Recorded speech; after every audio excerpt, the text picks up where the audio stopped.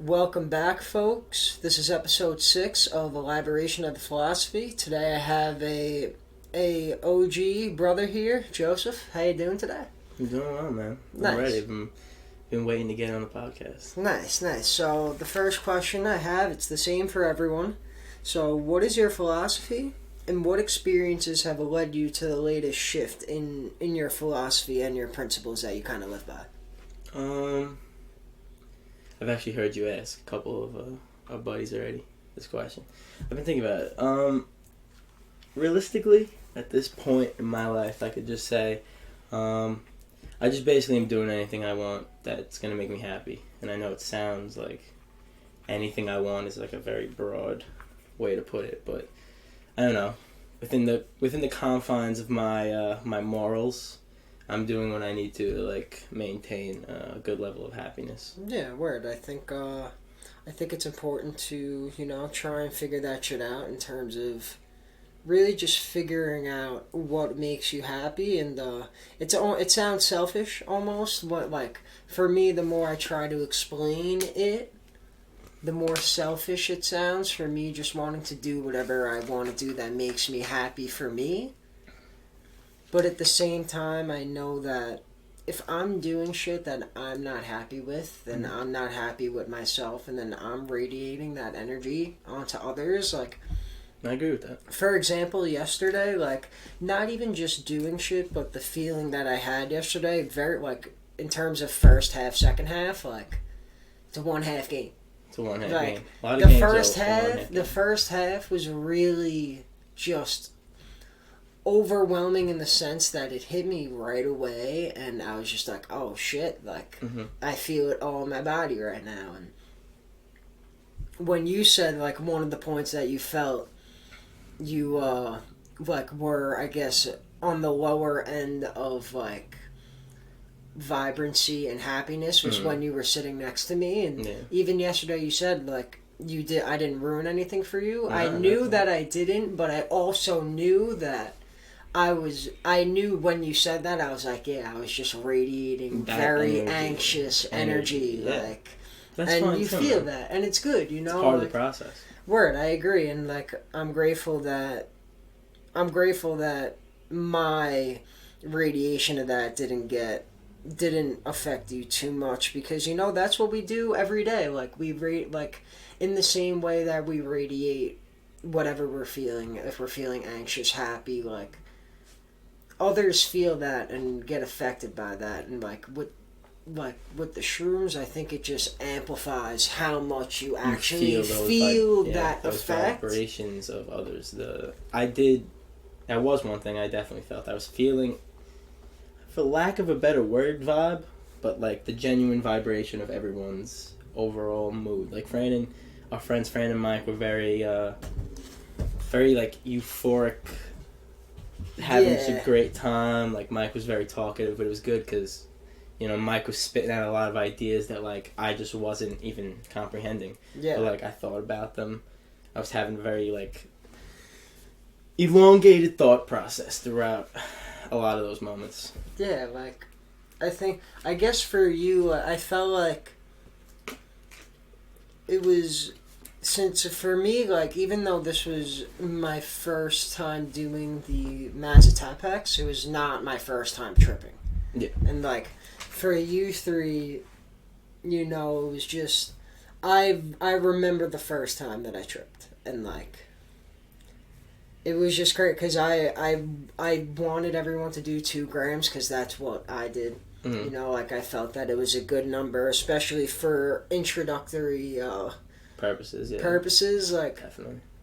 I think that the 2 was good, and I guess I'm definitely more curious as to, like, your individual experience throughout when it was just me and you, since I know that there was some talking, but for the most part, especially in the first half, I was very much like making sure that I didn't completely melt and let go of the whole fiber of my being. Like, yeah, I mean, overall, if I had to give an overall a testament to how I felt yesterday, I had an overall good experience. I enjoyed it, and which is, I'm very grateful for that because I was very anxious going into it. Yeah. I had to like go in the shower, and like I went in the shower. I left the bag of the shrooms on my desk, and I was like, "That's it. I'm gonna take a shower. I'm gonna get out. I'm gonna make the decision right there. Am I ready to do something like this?" And I got out of the shower and I looked at them and I was like,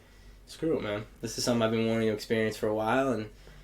And I did it. I ripped them. They tasted like ass. They got kind of stuck in my teeth, but it's alright. We got through it. Yeah. We got through that part, and I'm glad I did it with the people I've done it with, because, you know, look, like, in terms of friendship, like, you guys are some of my closest friends I've had in my entire life. Yeah. So an experience like that is something I wanted to feel with you guys, and you know, you as my friend, I've had a different connection with you throughout our life, just as having the ability to speak. You know, some people just don't really enjoy speaking, specifically about feelings and, you know, just what's going on. But we've always had the connection. I feel like that we could really branch out and just, you know, shoot the shit for a while, man, like what we're doing right now. So I'm glad I had that time period with you. That, you know, it was like you said, we talked briefly during it for a little bit, and then there was the time that we had like that space, but it was like a good space. Yeah, you know what I mean? Like, I felt both of us in the same room together. I was glad I was doing it with you. Yeah, like I'm very appreciative and grateful that, like, and this is something that I've been talking up to you guys in terms of, like, just, like, for me, when I once, even, like, smoking weed, like, yo, from there, everything changed. Mm-hmm. But, like, with mushrooms, like, the insights that I had, like, it completely changed the trajectory of, like, what my purpose here is. Like, I feel like mushrooms have helped me be more open with people, and, like, it's helped me articulate ideas for, like, in a better way, but also more complex, because there are some things that just go in so many different directions. But you know, the one thing, like, this is something in terms of an experience I've not only want everyone to have, but I really wanted you guys to have a good time, in the sense of, like, I didn't want, like, yesterday, what really got to me, especially first half, was, like, I didn't want to promise any type of experience, because there were no words that I can use to describe it. And like, there's nothing I felt that. Yeah. I think I said to you, like, a good 40 minutes in, I was like, I can't understand how anyone would ever even attempt to put into words, like, the feeling when you take a psychedelic. You can't. And it was my first time taking a psychedelic of any kind. So, you know, like, I was just, like, you know, we were outside, we were walking. It was a beautiful 40-degree day. And, I don't know, I just, like, in that moment, I was just like, how could anyone ever describe this experience? Like, this is an experience. And I've heard about it my whole life. You watch it in movies. I know someone like you. I have a couple other people in my life that are fairly acquainted with psychedelics, but I don't think there's a way to really tell anyone how they'll feel on it. But it was good. Not in a dark, you're walking into the dark kind of way. Kind of like you're walking into something that is a much needed experience, I feel. For that yeah, one. Like, I think that, like, it bring, like, for me, it really bring, like, it's, when I'm on mushrooms, I see the big picture a lot more, in terms of, like, not only my role as an individual experiencer, but how, like, we're all connected. Like, I really do feel that we are all one and the same in terms of our essence and what we're really made of, and, like, that's why I've said so many times, like, we're God. What, like, why wouldn't, like, when people, for me, like, when I think about God, I think God would be an essence that can create something to where it can do as much as it can through as many different lenses as possible. And, like, that's what I feel that we're doing here. Like, I feel like we're all on that path of, like, trying to, since we've been told to figure it out, that is the terms that I can use for it. Yeah. But I feel that at the core, like, we'll never have it all figured out. And I think that it's very important to realize that that doesn't mean we'll have nothing figured out, because we all provide value through our experiences, I feel. And, like, I feel collectively we learn how to figure it out when we talk about what we figured out individually. And how we agree in some ways and disagree in other ways, and how agreeing and disagreeing, like, for me, when I agree and disagree with people in terms of a lot of philosophical topics, like, the intention is much of the same in terms of just wanting the best for, yes, themselves, but also what they think would be the best for everyone through themselves. You know, I think it's very important to, at the end of the day, leave the platform of communication open. And, like, it's essential, man. I mean, like, going back to the topic that you just said of just, like, figuring it out. I mean, like, that's the point of life, really. If we had nothing else to figure out at that point, like, what are we doing? We know everything. We're done. But, and, that's life. That's what I felt on the mushrooms. Like, literally in the bathroom yesterday, literally pants and ankles on the toilet, like, I was like, fuck, like, that's why I'm here in this body. The same reason why you're in that body, and Fran and Mike and all the individuals that I know, because we would have it all figured out. There would be nothing else if we experienced it all through the one. Even though we are all the one, to have a sense of the hide and seek, like, figuring it out, essence of figuring out what we kind of already know, in a sense, like, you got to see it through different lenses. You got to have different points of experience, and I think that's, like I said, I think that's us. I think that's why we're here, and we help out ourselves and everyone else most when we do shit that we love. I agree. Because I feel like there's a certain edge to which you do things you love. There's a want, there's a drive, there's like a fulfillment when doing something that you love, and I think that's important, and that's why we do latch on to things that we love, because it's through doing things that we are affectionate for is that we're bringing the best of ourselves. And like you said, you brought up that line of communication, communicating, doing things that you love with people you love. It's an important facet of life. Yeah, you're someone that, I've had conversations with that have been as, quote, surface or shallow as they've been deep at times, and, I think that it's very important to do what we're doing now.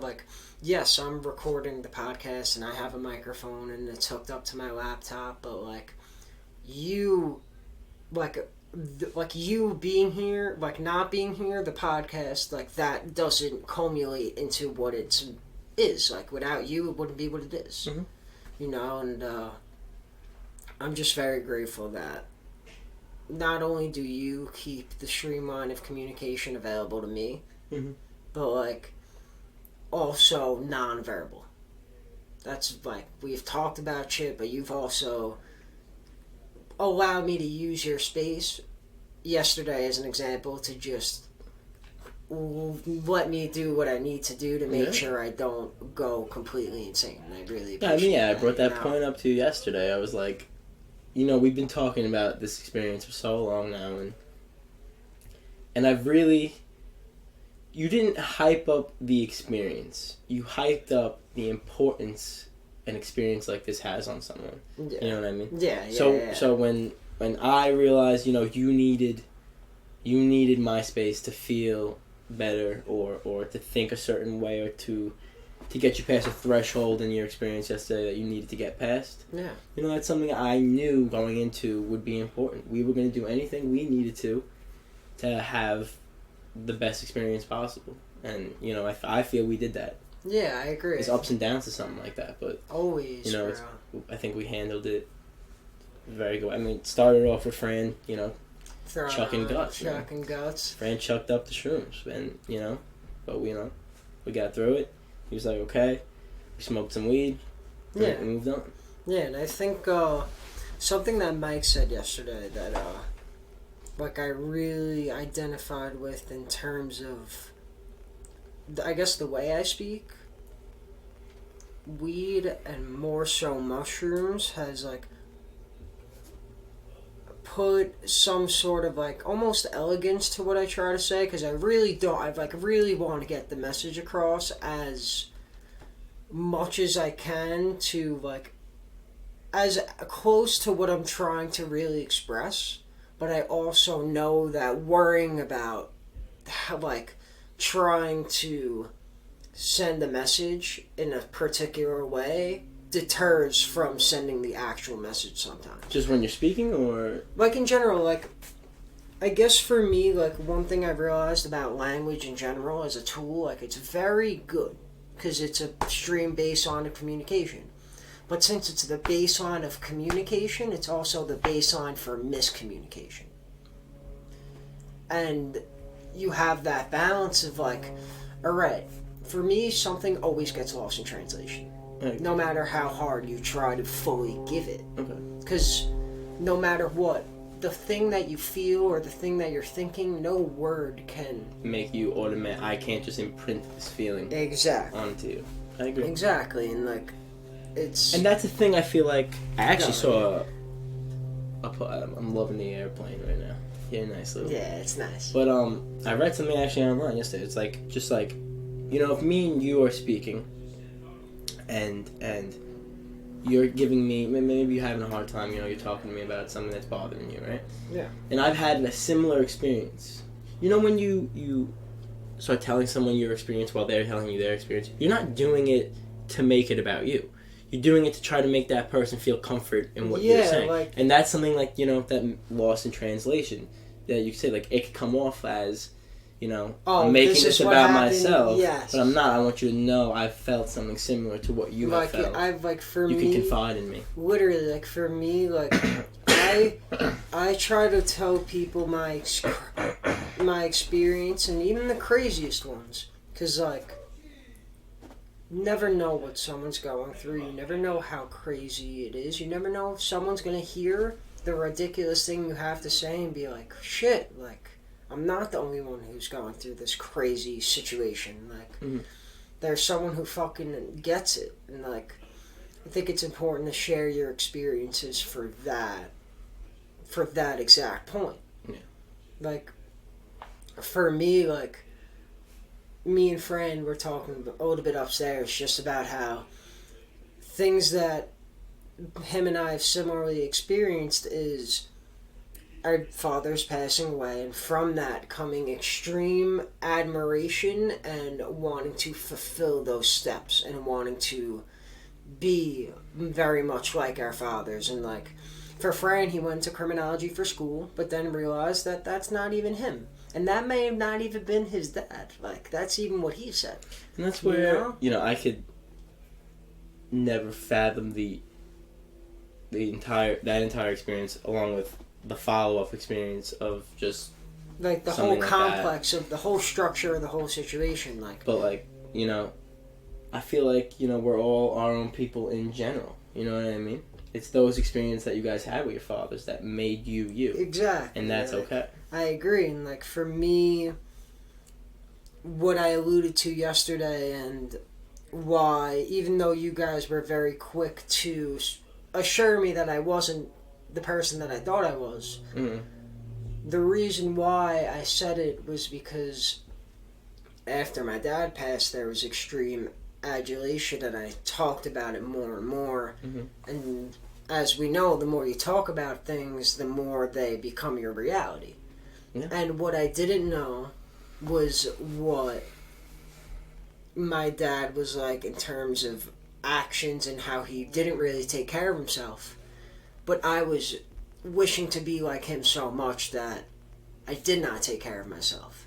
And his thoughts that would run through his head became the thoughts that ran through my head because of consciousness. And I attracted those streams of consciousness to my to my mind. Because you wanted it. Exactly. Because But I was not asking. without knowing. Exactly. Yeah, like it's just the craziest thing. So it's not necessarily that I believe I'm him, and like I believe I'm him sometimes because I think his essence is a part of who I am. And that's okay too. Agreed. It's if you look at a biological factor too, exactly. he is. He You know, is. so like I'm half the dude. Like that's how have it goes. You know. And that's okay.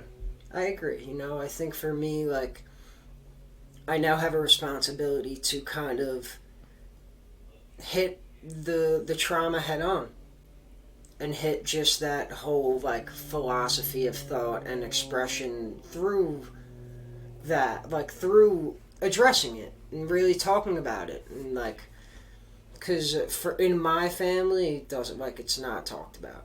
My dad's side, like it just doesn't get talked about. Like within the confines of my family and the people I trust, it's talked about because that's what needs to happen. If you suppress information in any way, it's pressure. It's going to blow up on you at some point. It sits, man. It festers for a very long time. Very long time. It's not a healthy... I try to express this to everyone. It's just important in my life. Like, just speaking about stuff, man. Like, I went a vast majority of my life just not wanting to talk about a thing. Like, just like, no, whatever, it's not a big deal. It's better if I don't think about it. You know, the classic basic mental health ideas. But... You know, like my dad, too. I expressed to my dad the importance of, like, my dad's the type of person that likes to bottle stuff up. And I'm like, you know, you can be carrying this weight, this, like, dead weight for so long that, like, eventually all that weight just gets too heavy, man. And speaking, at least for me, you can't speak for everyone's experience, but learning to communicate with people about things that are bothering me is one of the most important things I've done. Just being able to be like, hey, like, I feel like shit, man. Like, I want to talk to you about this. Literally, it's. I think it's very important. I agree. You know, I think it's very important, along with like being able to express the shitty feelings that you have, but to also find people who are down to listen and to be that backboard of like your expression. Mm-hmm. But at the same time, it's also very important to realize that you'll have people who are not always down to be the backboard all the time, if at all. And I think it's very important to realize that it's okay and those people are there in your life for a reason. And it's just, you kind of show them in that sense of like, eventually they will understand that the communication like streamline goes both ways. I understand, yeah. I can see that.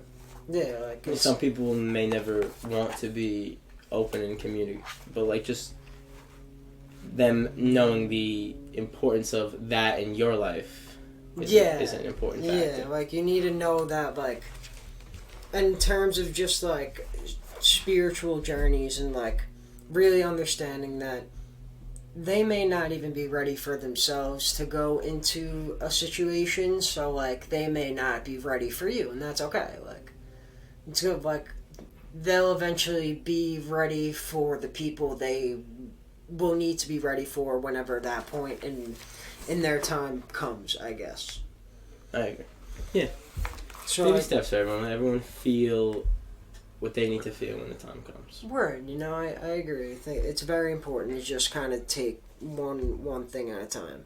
I guess from there, one thing that I didn't really bring up with Mike or Fran, but I am curious as to kind of your process in terms of like over the years kind of finding your people in terms of, I guess, groups of people, but also just on a one-on-one individual basis of like the people that you feel very strongly about in life. I guess I asked that because of yesterday, literally yesterday, in terms of like how, like, I guess it's more of a quality question in terms of like what do you feel have you gravitated towards most in other people over the years in terms of like, alright, like this is a cool person, this is a cool dude, this is a cool chick, like what things have kind of been, I guess, almost standard for that throughout everyone. I mean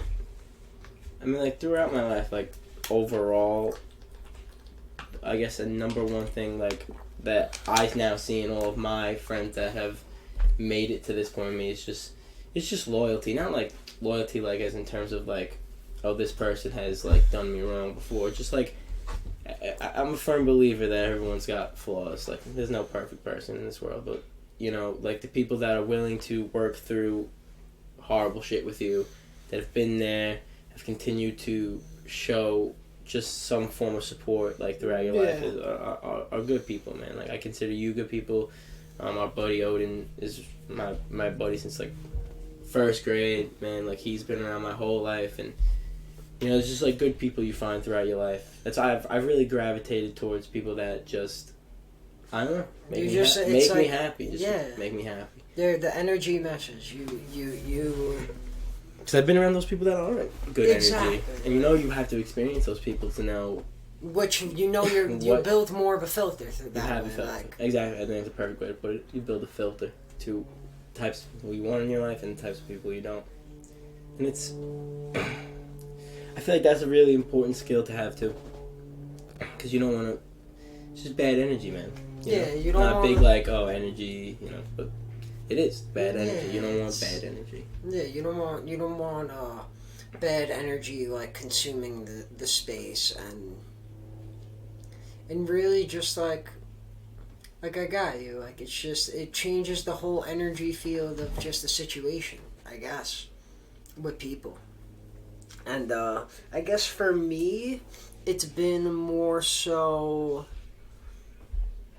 like any form of like communication, just like speaking, and like that has always rung true to me, even when there have been points in time where I haven't talked to people for years, like literally years.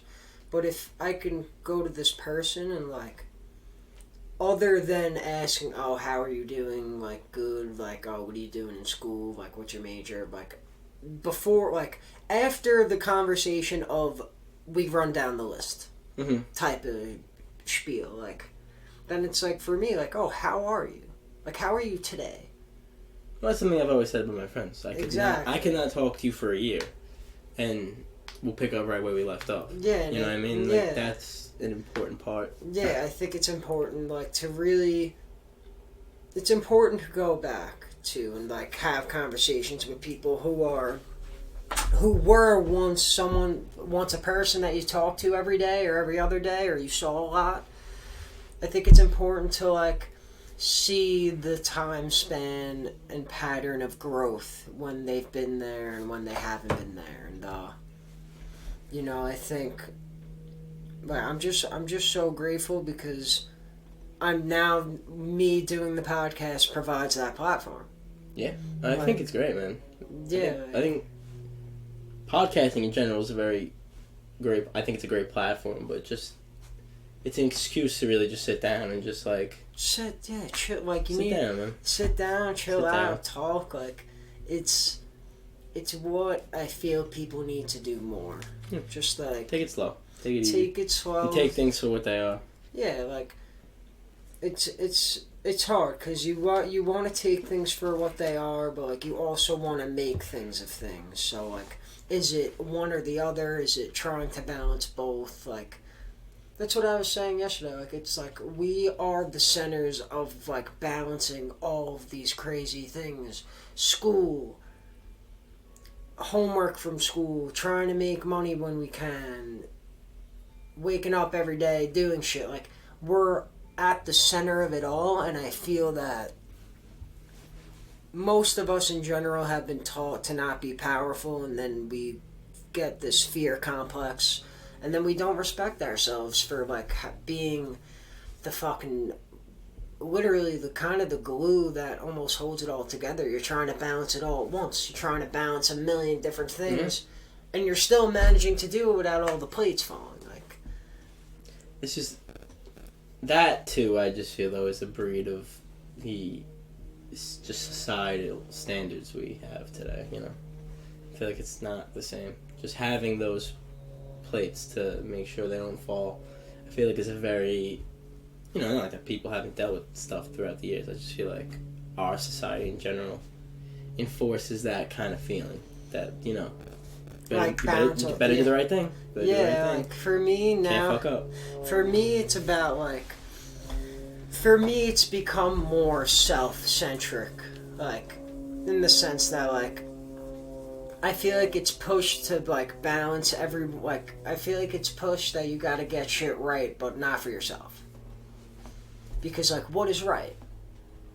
You know, like what is wrong? What are all these things that you're trying to impose on someone? It's all subjective, and I think that, you know, like what is right for me is not right for others. Like, for example, I think that in some and even the relationship of right and wrongness for one particular thing rings true. Like for me, I think there are some points where I'm quote right when I smoke weed and I'm quote wrong. But I also know that in the overall general situation of weed smoking, I know that it would be quote wrong for people to smoke because it has a bad effect. And I think it's measuring. We're measuring quote good and bad with right and wrong, Mm-hmm. and it's not good because I think it's all subjective, you know. Like it's like something that's good for someone is not good for others at all times. So like the balance of good and bad is always there, I feel. I agree. Good nor bad will prevail, or they're both equally prevail. And like, now when I think about it in terms of like my individual experience compared to the experience of all of us, like this is a privilege of experience to be able to record our conversation and put it out there to not only listen to and re-listen to, but for others to listen to. But at the cost, like half the world is enslaved. Yeah. And like, with me, sometimes I have a really hard time. Like technologically speaking? Or? Like, with myself, really, and just like,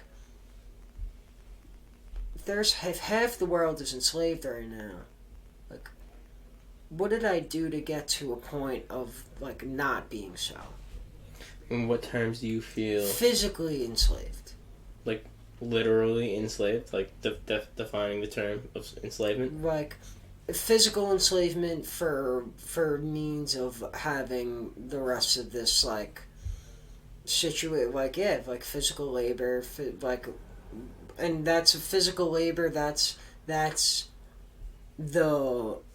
all child sex trafficking, like that's slavery, like it's enslavement for a purpose of, like, at the end of the day, we don't control the fact that we benefit from it unless if we throw it all completely out the window and go live in the woods. Yeah, you don't choose life.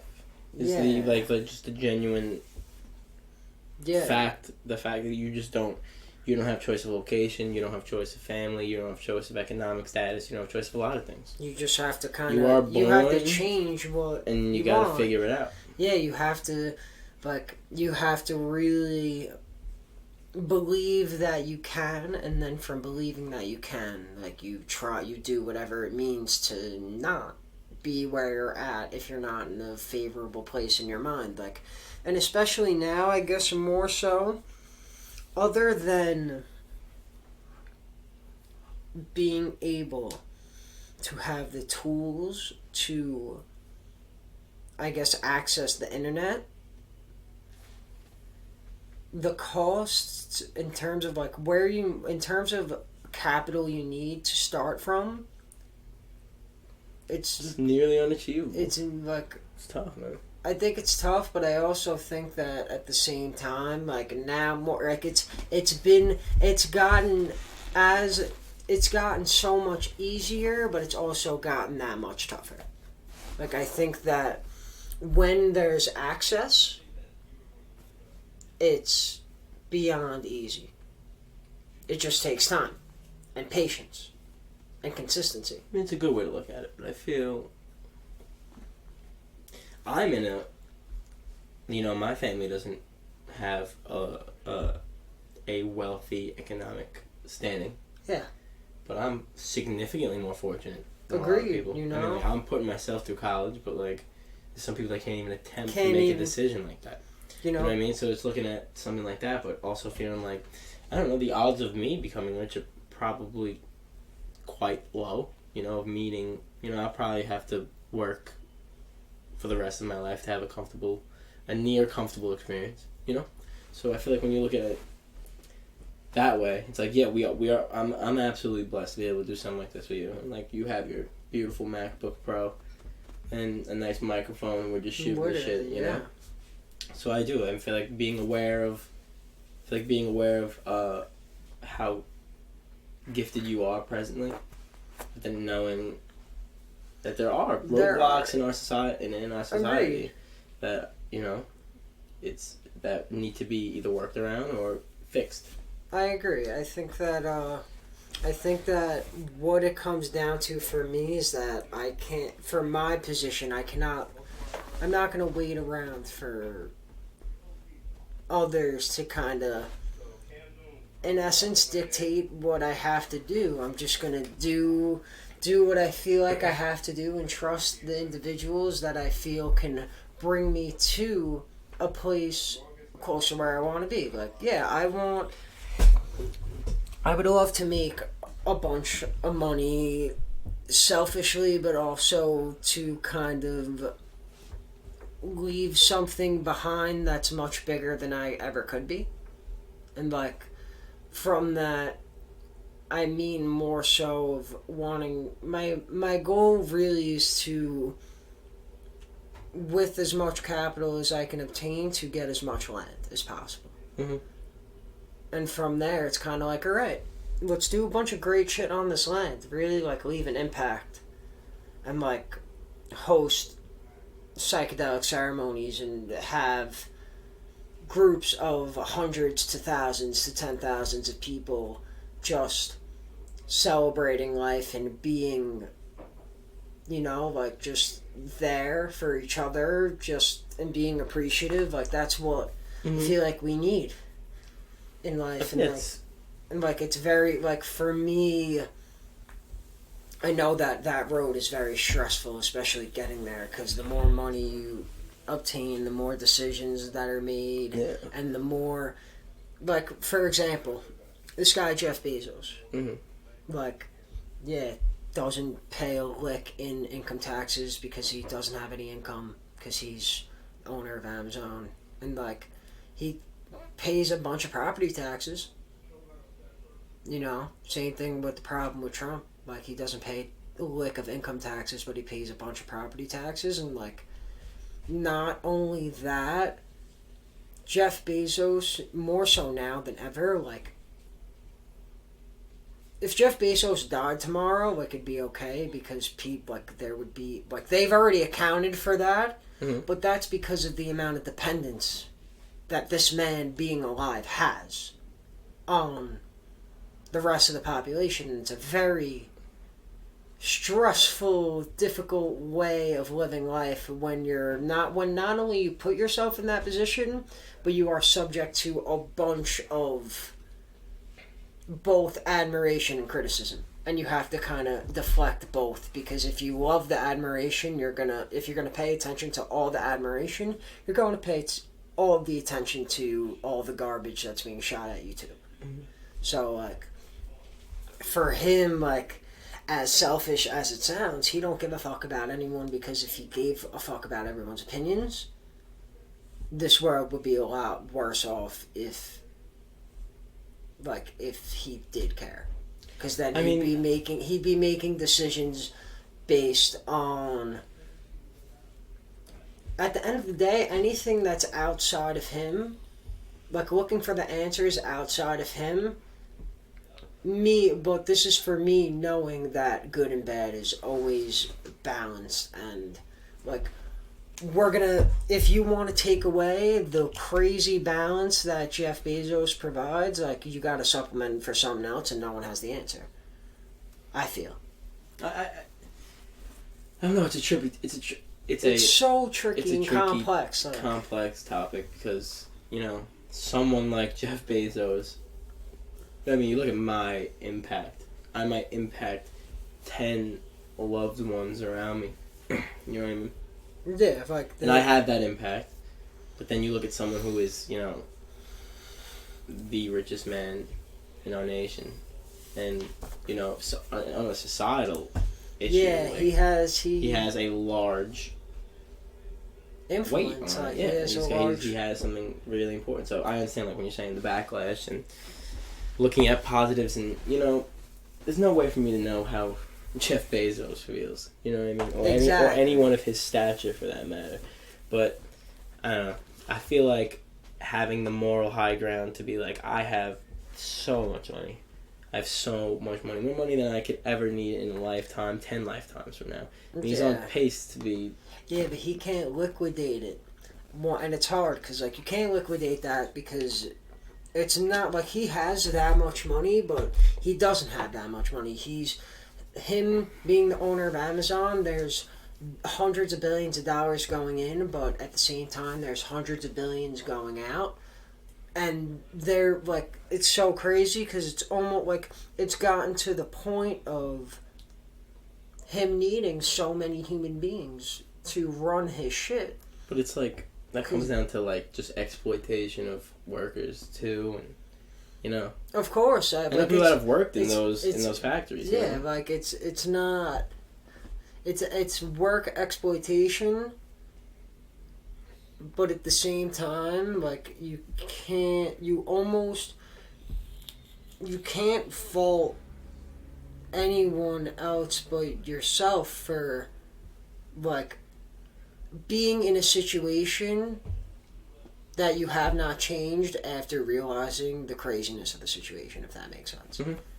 Like, if you feel that you're being exploited as a worker, and you feel that there's no way out, mm-hmm. then you feel that there's no way out, but who's putting that no way outness on to the individual who feels I mean, that, that's just a lot of factors, though. Like, of course, you know. I'm a very... I like to think of myself as a very progressive thinker. I'm under the, you know, without getting on a broad topic of politics, just in general, when people are asking, like, you know, left, right, center, I feel like I'm just a progressive person, and I just feel like the needs of humans won't ever be met if we don't continue to progress. I feel like taking an issue, whether it's good or bad, you know what I mean? You take a bad issue, it's like, well, how could we change this? You take a good issue, it's like, well, how could we continue to change this topic in order for it to even get better? Yeah. You know what I mean? I feel like the need for change is always present. Agreed. Just throughout life in general. You know, right now, like, I'm working here at school for the opportunity for a large change in my life. You know what I mean? Just, we as humans are progressive people, and I feel like we've lost part of that. Like, looking at an issue, like you said, of like people who are exploited for working, or the top guy. You know what I mean? How could we change? The top guy should be looking at it as, you know, how could we change this? How could we make something better for people? And the people at the bottom should be looking at how could I try to make this situation better for myself. And I think that no matter what others think, on the individual level, you have to think like, all right, what can I do to make my situation better for myself without hurting people directly, because I know it's going to happen indirectly. And like, from there, it kind of goes back to like, all right, I don't think it's fair to put any blame or to point fingers at anyone that isn't yourself for a situation that you're in, because the situation that you're in has been led up to by all of the past experiences that you've had. Mm-hmm. And you've lived your life based on those past experiences. So now it's like, all right, what can you do to get into a better situation than you were before? From there, you start thinking about what you really want. And like, from talking about what you really want, you get to two places: not knowing what you want to do, and also knowing what you don't want to do. And then the more things that you do, the more you figure out, A, what you don't want to do, but B, if you find something you like, you do it, and you do it by any means necessary. Like, people are exploited workers for sure. So both here on our scale, but also worldwide. Mm-hmm. People are getting paid cents an hour to do shit. The problem with that is that the access to the information is not there, and we need to provide the access for everyone to learn this information and the proper information so everyone can prosper. But I think overall, like we don't. It kind of goes back to not teaching like individuals that they're powerful, and like they like everything that they want to do is outside of themselves, basically. Like instead of teaching people that like anything that they want to do, it's in them. Like you just gotta go after it, and like. It's not like doing it or reaching the pinnacle isn't necessarily doing it. It's you've always been doing it, you know. Like I guess like it's just for me. It comes down to perspective and looking at things and events and experiences and like. Are you going to look at the things that you experience, but also the things that you have to do? Is like, oh, I need to do this thing, then this thing, then this thing, and then that thing. Like one thing, then the second thing, then the third thing. Or are you going to look at it as just, all right, I have to do this one thing. Once this one thing is done, I have to do this other one thing. And then it's just things of one things instead of worrying about all of the crazy amount of things you have to do. Just taking one thing at a time. One thing at a time. Because when you're taking one thing at a time, that's just good for the sanity in general. Yeah, like you're staying on course because you're doing what you got to do, which is being present and just worrying about the thing that's in front of you. I think that's one, like I said, good for the mental. Yeah, being able to focus on one thing at one time is great. But I don't know, just in terms of just looking at, like you said, empowering people, like allowing them to know that they have the ability to do things like this in themselves. You know what I mean? Like, I feel like from a very young age, you're less based off your upbringing. Because let's just assume mom and dad are telling you, like, you could do anything you want in life. You know what I mean? Mm-hmm. Just say that you have those fundamental, like that fundamental information. Like you feel like you're all empowered. It's allowing people to be educated, you know what I mean? Because then they go, like, your parents can teach you a lot, but it's through those life experiences. You know, if everyone's got this same common idea that, like, just an empowering mindset, you know what I mean? That then, if everyone's got that, you know, as a child progresses through life, like, they'll consistently be reminded, you know, I could do anything I want. And that's an overall idea for, like, society that, like, you know, is, like, very far-fetched. You know, it's good and bad. Like it's because there's pessimistic people. I would consider myself fairly pessimistic. Like for me, I think I'm more. I think I've definitely become more optimistic in my years, and like I've realized that like I'd rather be optimistic and wrong than anything else and be right, because then I would have been like I'm not doing it to get it right. Yeah, I'm doing it to like make myself feel good, and like I said, we're measuring good and bad with right and wrong. And it's a big clusterfuck because it's just not the terminology that we should be using. Like, it's not right that, like, it's just so crazy. There's so many things that you could say, like, that are just not right but make people feel good. Mm-hmm. And the same thing, there are things that aren't wrong but also make people feel really shitty. Like, I guess grand scale, like